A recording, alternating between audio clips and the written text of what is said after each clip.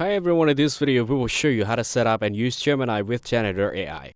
First, go to the AI Studio, sign in with your Google account and generate a Gemini API key for the model you want to use, such as Gemini 2.5 Pro or Gemini 2.5 Flash.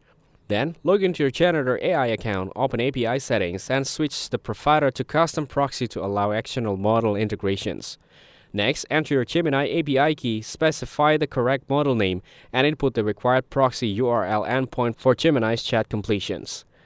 Click Check API key or task connection to confirm the key is valid. If successful, save the settings and reload Janitor AI. Then choose or create a character with Janitor AI and begin chatting. Gemini will now process and generate responses behind the scenes. If errors appears like blank replies or rate limits, verify your model name, check quota usage, or wait and retry after a short interval. Thanks for watching. Like the video and subscribe to the channel for more content like this.